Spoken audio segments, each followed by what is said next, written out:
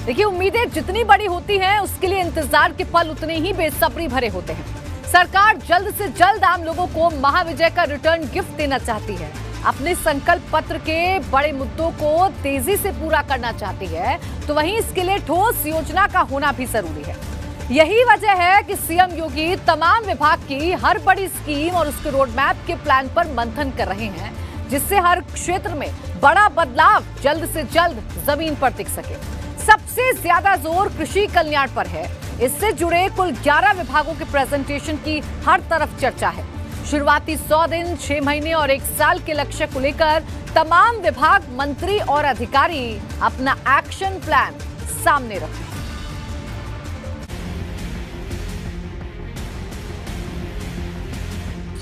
मुख्यमंत्री योगी की सबसे बड़ी क्लास, लोक कल्याण संकल्प पर मैराथन बैठक,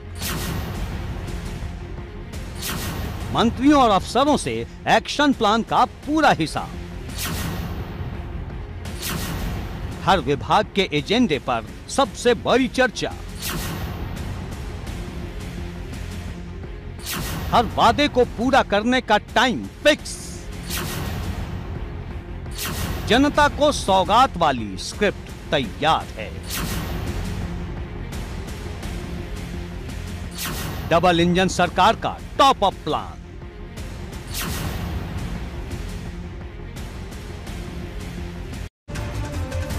लखनऊ में आज सबकी नजरें एनएक्सी पर टिकी हैं, जहां योगी मंत्रिमंडल की सबसे बड़ी बैठक में तूफानी रफ्तार से हर मुद्दे पर चर्चा जारी है।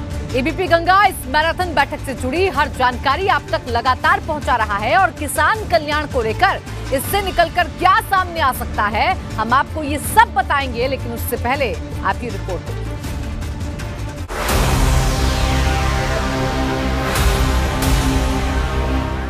एक एक कर तमाम मंत्री सबसे बड़ी बैठक के लिए पहुंचते रहे। एनएक्सी के आगे दोपहर बाद से ही हलचल तेज थी। लोक कल्याण संकल्प पत्र के हर मुद्दे पर एनएक्सी में होने वाली बैठक को लेकर तमाम मंत्री इसी तरह तैयार होकर पहुंचे।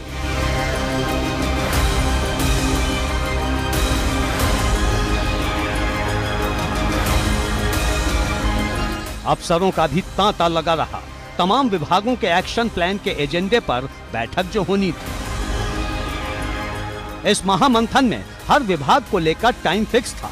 तय समय में ही सबको अपने 100 दिन से लेकर साल भर तक के एक्शन प्लान के रोड मैप पर प्रेजेंटेशन देना था। तय समय पर बैठक शुरू हुई और इसके बाद तमाम विभागों की तरफ से बिंदुवार प्रेजेंटेशन देने की शुरुआत हुई।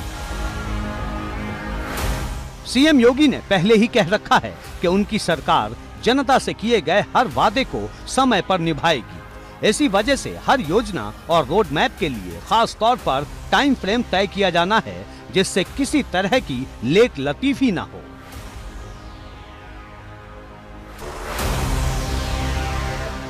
अब सबकी नजर इस बात पर है कि योगी सरकार पहले 100 दिन में आम लोगों को कौन कौन सा रिटर्न गिफ्ट देती है और कौन सी ऐसी योजनाएं और फैसले सामने आएंगे जो गेम चेंजर साबित होंगे। एबीपी गंगा के लिए लखनऊ से शैलेश अरोड़ा के साथ वीरेश पांडे की रिपोर्ट।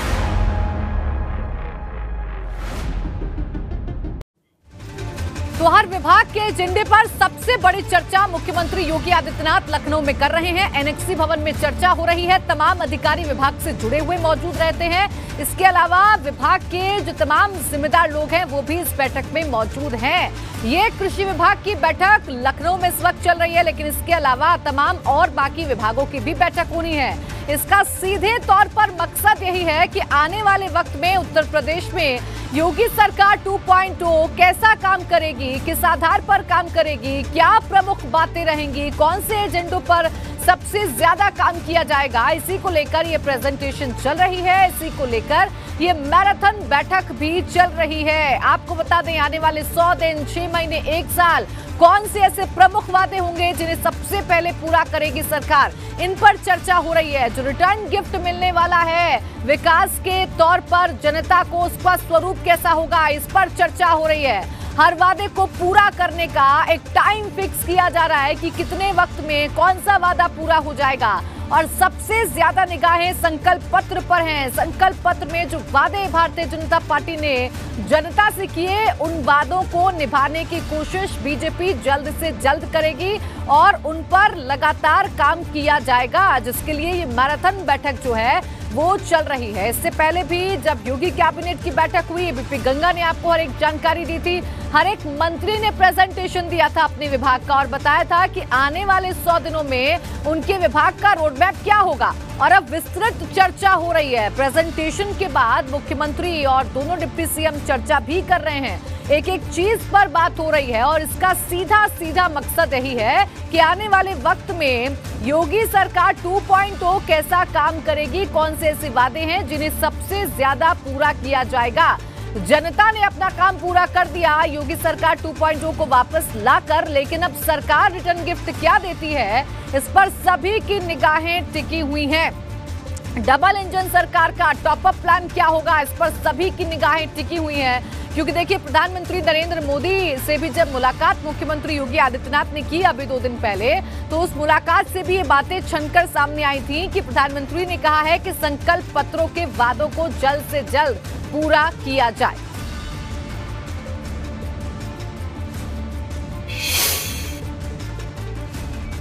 तो देखिए, इस खबर से जुड़ी हुई हर एक जानकारी हम आपको देंगे, हर एक डिटेल आपको बताएंगे, समझाएंगे आपको कि आखिर क्या चर्चा सरकार की तरफ से हुई है। बहरहाल हम बात कर लेंगे अभी समाजवादी पार्टी की, जिसके लिए परेशानियां खत्म नहीं हो रही हैं। पहले विधानसभा चुनाव में हार मिली, फिर विधान परिषद चुनाव में भी वही अंजाम हुआ, लेकिन विधान परिषद में हार की कहानी अभी पूरी तरह से खत्म नहीं हुई है। हो सकता है कि आने वाले दिनों में विधान परिषद से सपा के हाथ से नेता प्रतिपक्ष वाली कुर्सी भी निकल जाए।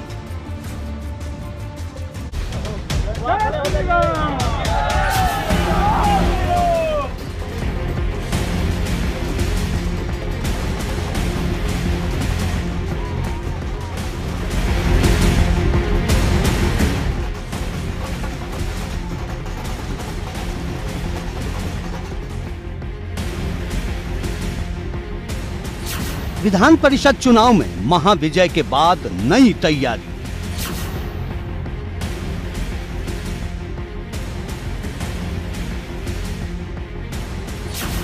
नेता प्रतिपक्ष को लेकर भाजपा का नया चक्रव्यूह। लाल घेरा कमजोर, जुलाई में आएगा ग्रहण काल।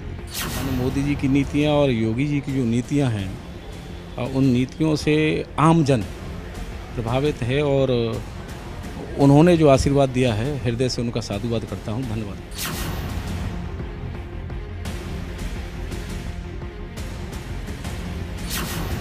परिषद में 10 से कम सदस्य होने पर सपा की बढ़ेगी चुनौती। बेईमानी और धांधली से भाजपा ने जीता है। पूरे प्रदेश में लोकतंत्र की हत्या कर दी गई है। यूपी की सियासत का गेम चेंजर प्लान। अखिलेश के खिलाफ योगी का बैक बेंचर दांव। विधान परिषद में सपा के सदस्यों की संख्या 17 है, लेकिन इनमें से 12 सदस्यों का कार्यकाल जुलाई में खत्म हो रहा है और माना जा रहा है कि जुलाई आते आते सपा के सदस्य विधान परिषद में दहाई के आंकड़े के नीचे आ जाएंगे। अगर ऐसा हुआ तो विधान परिषद में सपा के हाथ से नेता प्रतिपक्ष का पद भी फिसल जाएगा।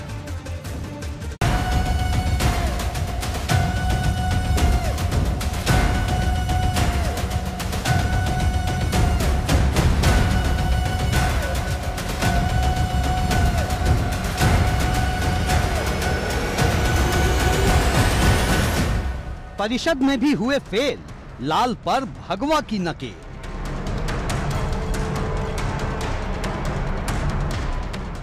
जुलाई में अखिलेश को लगेगा परिषद वाला तगड़ा झटका।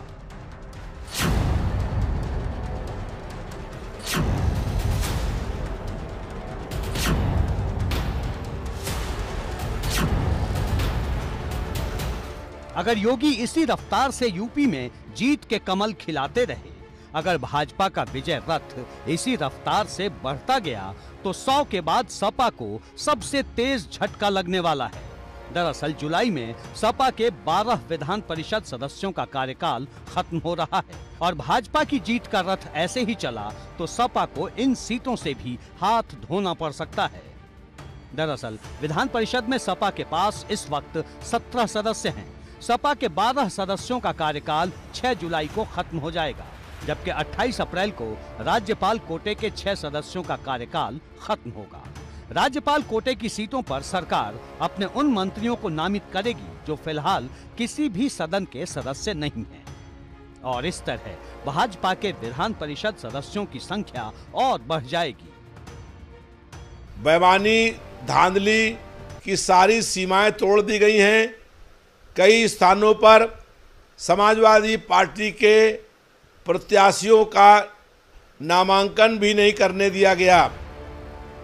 दिन बढ़ते जाएंगे और सपा की परेशानी उतनी ही तेजी से बढ़ती जाएगी, क्योंकि जुलाई में उन 14 सीटों पर भी चुनाव का वक्त आ जाएगा जब विधानसभा के कोटे वाली एमएलसी सीटों पर चुनाव होगा। 6 जुलाई को विधानसभा कोटे की भी 13 सीटें खाली हो रही हैं। जो 13 सीटें खाली हो रही हैं, उसमें विधानसभा कोटे से इस वक्त सपा के 6 और बसपा के 3 सदस्य हैं, जबकि इन्हीं 13 सीटों में कांग्रेस के 1 और भाजपा के 3 सदस्य हैं।